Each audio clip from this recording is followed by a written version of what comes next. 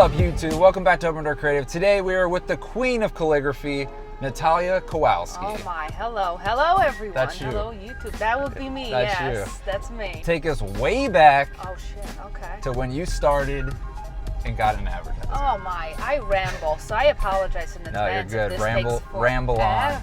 I was one of those kids in school that I had no idea what I wanted to do. I always knew that I was going to do something art related. Wasn't quite sure what it was. I did everything from drawing to painting to ceramics to, music, being in a band, playing an instrument. Like I said, going back, I always knew that I was going to do something within the art industry. I just wasn't sure exactly what it was. And, I went to high school. I always enjoyed art classes. When I was a kid, I was always, you could always find me with a crayon in my hand. I always begged my mom for some, marker paper and I can create some shit. But, that's how I kept myself occupied. That's how I grew up. And when I came to the States, going to high school, still no idea what I wanted to do. And I really wanted to go into fine art. It was either fine arts or the hair and makeup industry. Okay. And my dad convinced me to go to a four-year college and not beauty school. I was like, oh, okay, I guess I can do that. Have that be my backup plan. If I still want to, go to beauty school, I can still do that later in life before I'm like crippled and old and I can't stand Sure. and like my hands are shaking. So I went to community college for a couple years and, 2 years came to an end. I'm like, what the fuck am I gonna do? Yeah. And one of my colleagues was telling me how she applied to, Kutztown University of Pennsylvania. I'm like, granted, I have no idea where that place was. Turns out I was in the middle of nowhere. But they had a really good graphic design program. So I was like, fuck it, whatever. Yeah. So that was the only school I applied to outside of my community college. Off a friend's recommendation. You're Off like, friend's rec. There we go. Yeah, you only live once. Yeah, So. cool. And I really wanted to kind of move away from home. You know how that is when you're like, 19, 20, 21 years old. You're like, I just kind of want to get away from my parents' house. And that's exactly what I did. And then I got an acceptance. I was on tour, mini tour of the United States, and with the band, and I ended up getting an acceptance letter. My stepmom called me. She's like, do you want me to open it? Like, sure, no problem. I really don't care. But it was good news. And then it turned out, like, when I finally got accepted and I went to, to Kutztown, that competition was pretty big. It's like 25 people for one spot. Oh, wow. And I didn't really think it was that competitive when you're applying for college. And the fact that I got accepted with the work that I had, it was pretty amazing to me. So, I went there, graduated, partied a little hard, studied not as hard. Yeah. Then, after graduation, I always worked at a retail store all throughout college. I always had a part-time job. So when I graduated, I ended up just working full-time. Like, I'm looking for a design job. I'm just gonna, work here and then make some sort of a living. And I've applied everywhere. And I lived in a Philly suburb. So I applied in Philadelphia. I applied in fucking Jersey. I mean, all around. And nobody wanted to hire me just because of the lack of experience. Gotcha, yeah. So there was not one place that would have given me the opportunity to actually get that experience, like show them what I'm made of. It's so hard to just get that initial foot in the door. Absolutely. So and my friend Corey, who I graduated with, worked at Tracy Locke at the Wilton office. Okay. And I should have just thought about that sooner. I was like, dude, like, can you get me? I can't find a job anywhere. I mean, can you get me in? I'm totally cool moving to Connecticut, even though I knew it was going to be a little, not my scene. Sure. But I'm like, I really don't care. What's that scene, Natalia? It's like, I like to live in the city. I'm a city girl. Yeah. So he ended up helping me out. I applied, got an interview. I actually interviewed for the Dallas office. Okay. And I didn't end up getting that spot. They picked somebody else, rightfully so, whatever. And I almost did not get that job at the Wilton office because there was something going on with my phone. I had, I got a phone call in the voicemail from the recruiter, and it never like appeared on my phone. I had no idea that somebody was calling me in for an interview. Oh no. So if she wouldn't have called me a week or 2 weeks later, I would have just not Oh shit. known That's no good. that I had an interview waiting for me, you know? Because it's like, just getting an interview was so fucking exciting at that time. It's like, oh my God, somebody actually wants to talk to me. Like that means that they saw that give shitty yourself some portfolio that I credit. have online. Yeah. And they want to speak to me. Okay, fine, cool. Went for an interview. I went for an art director position. They didn't think I was good enough for an AD, but they offered me a studio position, which I was like, you know what? Awesome. If this is an opportunity for me to 100%. learn more skills and learn production and then apply that to art direction, not a problem. It's good that you saw that as an opportunity, because some people would be like, well, I'm gonna just try to find another art director position somewhere, but you saw that it would actually help you develop your skills to become a better art director by going through that process. Absolutely. And it's, you know, at that point, all these applications that have been sent out and being ghosted by HR recruiters. Yeah. I was like, I don't care. I've been out, you know, I've graduated. It's already been a year since I've graduated. I need to find a fucking job in my field. You're like, the struggle is real. Absolutely. And I'm like, I don't care. If somebody offers me, if they offered me a job in media, I would have fucking taken it and somehow wiggled my way. Yep. No offense, media people. No offense. We love you. We do. I think everybody does an amazing job. I don't know if I would be good at it. I can't promise. But, you know, no matter what they would have offered me, I would have taken it just to get my foot in the door. Yeah.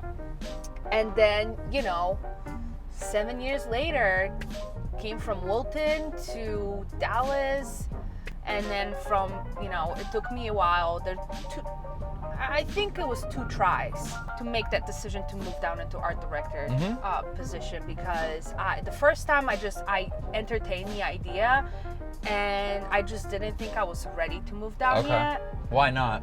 I don't know. I think I was just scared. I think I was comfortable doing what I was doing, and I was good at it You were rocking it. You're like, so, you know, but if you think about it, when you're working in studio or working in production, it's only one department. So if you want to grow and you want to, you know, get promoted or whatever, you need to kind of wait for those people that have been there for a long time to leave. Yeah, it's tougher for sure. Unless you get new businesses and an expanse and there's a need for a new position. Yeah.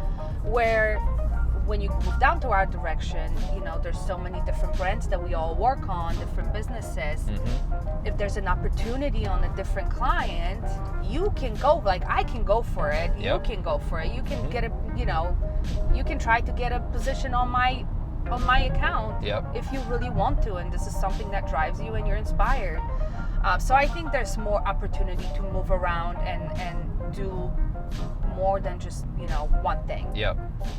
And of course get promoted, make some more moolah. For sure. So that's the goal too. So talk about that transfer from studio to, like, when you're like, okay, screw it, I'm gonna do it. I'm gonna go be an art director. Like, how was that transition? So there's a huge difference in between working on somebody, like working on mechanicals that another creative has already done, and all you're doing, not all you're doing, it is a lot of work, but you're making sure the files are good, the files are clean, and you're replacing the artwork with the correct one, and you're using the right logos too. Going into art direction and getting into a briefing and trying to, you know, start a brand new idea from scratch. You know, if you think about it, I mean, I was scared shitless.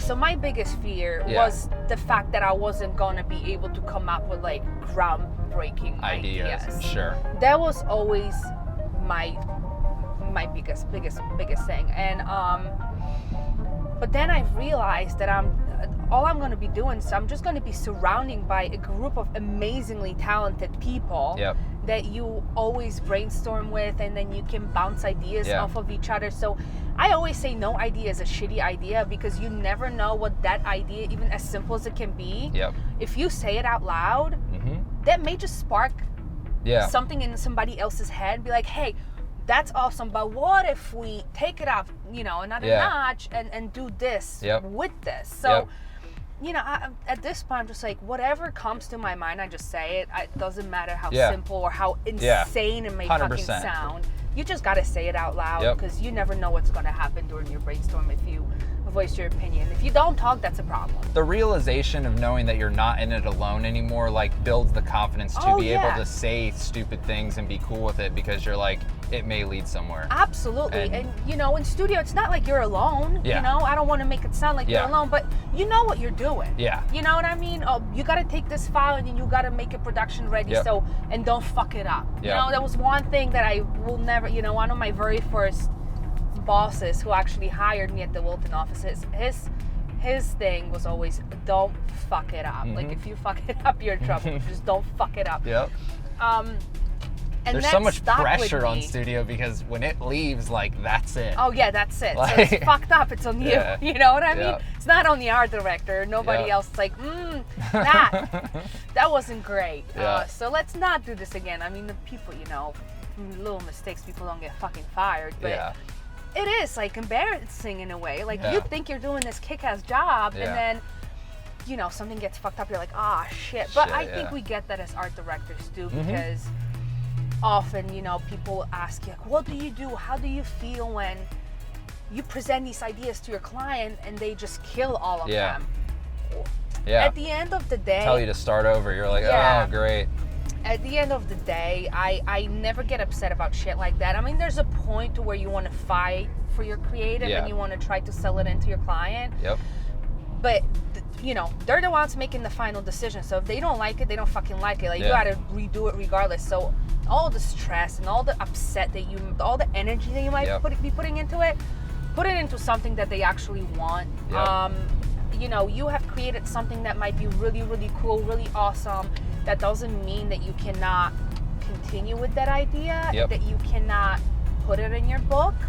I think it's just an awesome thing to have in your back pocket. For sure. Say, hey, like, we did this really cool shit, and we thought of this as a team, or, you know, or individual, whatever you want to call it, and, you know, and it is what it is. And I like that, like, knowing that if you make something you're proud of, even if it doesn't get chosen, you can still put it in your book and, like, feel good about it. Absolutely. And you can explore it. You can go from sketch. You can do your own fucking photo shoot. It doesn't really matter. You can be hands on everything and just make that idea happen if you're really, really passionate about it.